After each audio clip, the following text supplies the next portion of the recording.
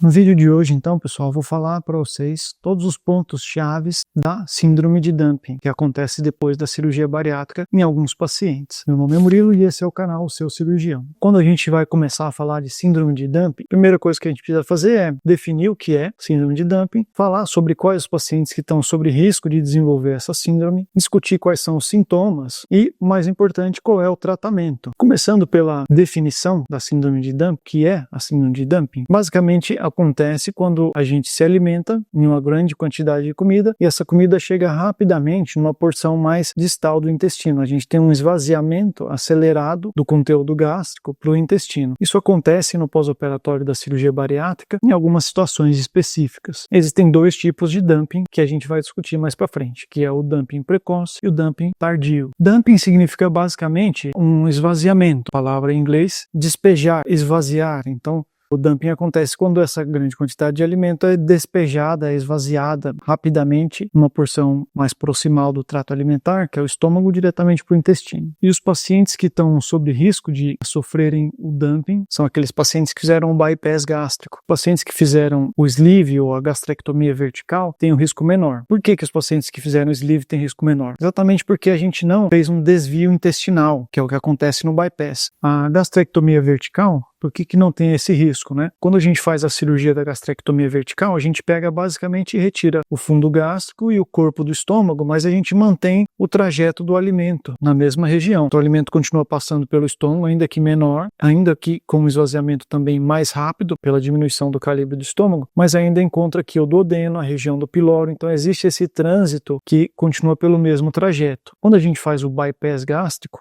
a gente faz um pequeno pouch no estômago e a gente separa o estômago, que a gente chama de estômago excluso, ele fica lá ainda, mas ele está excluso do trânsito intestinal, e a gente pega uma alça intestinal que está mais longe, mais distal, e faz a anastomose, faz a costura aqui nessa parte alta do estômago que ficou no trajeto. Então o alimento, ele faz um bypass, ele faz um desvio, né? Ele pula essa região aqui do estômago, do duodeno, e passa direto do pouch gástrico lá para o intestino distal. Essa é a questão que leva ao dumping. Então a gente vai comer e a comida precocemente, rapidamente, ela vai ser despejada ali no intestino mais distal, no jejuno, a parte do intestino que a gente chama. Quando isso acontece, o corpo pode reagir de duas maneiras. Ele vai ter sintomas precoces ou ele vai ter sintomas tardios. Então a gente vai dividir o dumping em duas síndromes um pouquinho diferentes. O dumping precoce, ele vai acontecer logo depois da alimentação, em torno de 10, 20, 30 minutos depois da alimentação. Esse dumping, ele é gerado pela grande concentração de alimento que vai chegar lá no intestino e pela osmolaridade, pela concentração desse alimento que chega lá. O intestino vai tentar hidratar esse bolo alimentar, vai gerar uma absorção de água, vai gerar uma fermentação desse alimento e a gente vai ter esses sintomas do dumping precoce. Então ele é causado pela quantidade de alimento e pela osmolaridade, pela concentração desse alimento. O dumping tardio vai acontecer então em torno de 1 hora, 2 até 3 horas depois da alimentação. E ele acontece por um mecanismo diferente. Ele não acontece pela concentração, pela quantidade do alimento. Ele acontece pelo reflexo que essa alimentação vai gerar na nossa glicemia. Quando a gente come, toda vez que a gente se alimenta, esses alimentos vão sendo absorvidos e aí a gente vai jogando glicose para a corrente sanguínea. A glicose na corrente sanguínea vai estimular o pâncreas a produzir mais insulina e essa insulina vai fazer com que essa glicose seja absorvida. Ela vai sair da corrente sanguínea, então vai entrar nas células. Depois de um certo tempo, essa glicose que entrou nas células fez com que o nosso sangue voltasse a um nível normal de glicemia. O que o dumping faz? Ele aumenta o pico e o vale desse movimento que acontece da glicemia sanguínea. Quando a gente se alimenta de uma quantidade maior ou de uma quantidade grande, esse alimento chega rápido no intestino, esse estímulo para a produção de insulina é maior, é mais rápida. Então, uma grande quantidade de alimento com alta concentração glicêmica vai fazer com que o nosso pico de insulina seja muito alto, então a gente vai ter uma alta insulinemia depois da alimentação, e aí a gente vai pegar toda aquela glicose e vai jogar rapidamente para dentro das células. Isso vai levar a uma hipoglicemia depois de algum tempo. Por isso que esse processo é o tardio, ele é um pouquinho mais demorado, ele não é imediato. Então, o dumping tardio é exatamente essa hipoglicemia pós-alimentar, reativa, que vai vai depender da quantidade de glicose, da quantidade de carboidratos no alimento que a gente comeu. Então, resumindo aí, o que causa a síndrome de dumping no bypass gástrico é exatamente essas duas coisas. Ou um alimento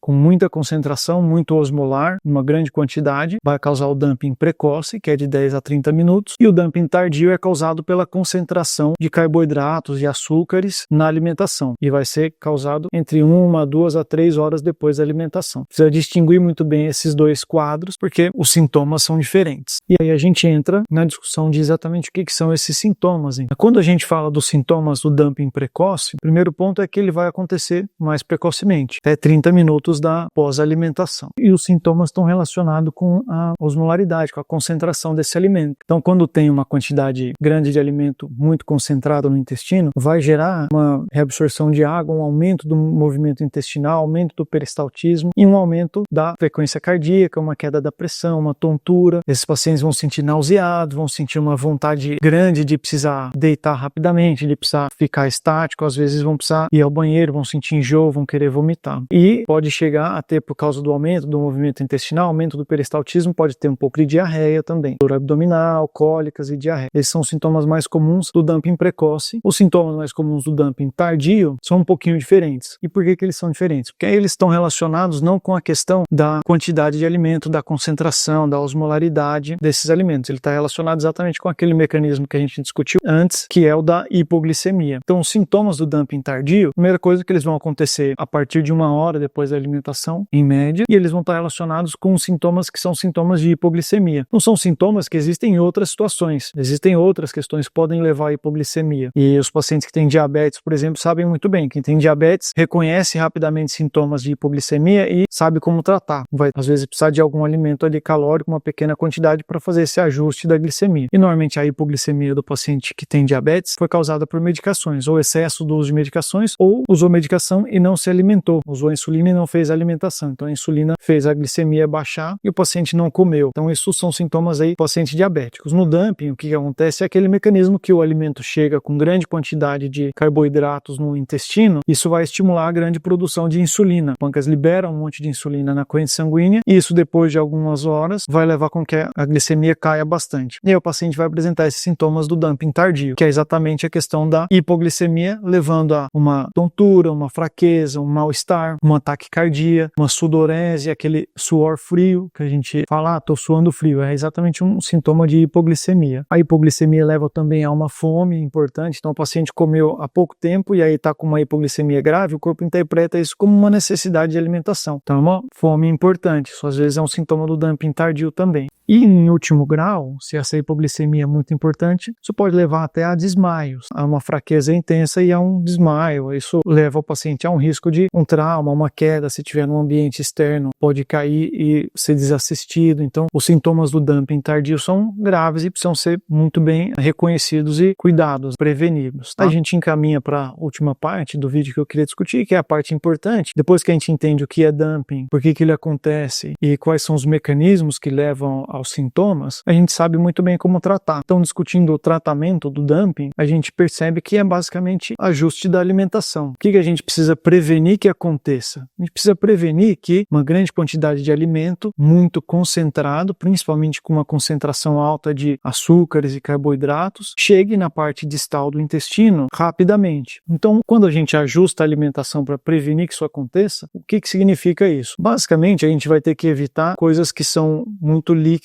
e muito açucaradas, muito concentradas. Se a gente vai comer, por exemplo, um refrigerante normal ou um suco, às vezes até um suco de laranja que tem uma concentração alta de carboidrato, sem comer outros alimentos que vão retardar esse esvaziamento, a gente pode apresentar uma síndrome de dumping. Então, o paciente que fez cirurgia bariátrica e está tendo sintomas parecidos, a primeira coisa que a gente faz é ajustar essa alimentação. Sempre que for comer ou tomar alguma coisa, a gente precisa então saber que se você começar a alimentação por um líquido altamente concentrado e altamente rico em carboidratos e açúcares, esse líquido vai chegar lá no intestino, no jejum, muito rápido. E isso vai desencadear esses sintomas. Você comer uma quantidade grande de alimentos que são facilmente palatáveis, facilmente digeríveis, como arroz normal, como um macarrão, como um bolo, isso vai ser digerido rapidamente. Isso também vai levar a uma alta concentração de açúcares no sangue sangue e um reflexo que vai ser aumento de insulina e a queda da glicemia. Como que a gente trata isso então? A gente sempre vai se alimentar com mais fibras, a gente vai evitar bebidas calóricas. Se a gente for tomar algum líquido que tem alta concentração de caloria, a gente não vai tomar isso antes de comer, a gente vai tomar isso junto com outra alimentação que tenha fibras, que tenha uma quantidade de alimento que não seja muito calórico. A gente vai também evitar que a gente faça poucas refeições no dia. Por quê? Se você tiver 2, 3 refeições no dia apenas, você vai precisar de uma quantidade de caloria muito grande em cada refeição. Se a gente fracionar essas refeições, então se o almoço for uma quantidade mais moderada, a chance do dumping acontecer é menor. Então se você faz refeições mais fracionadas e mais refeições ao longo do dia, isso também contribui para que você não tenha um pico de insulina muito grande em 1 ou 2 refeições apenas. Você vai ter um fluxo de aumento da insulina, correção da glicemia, e aí a próxima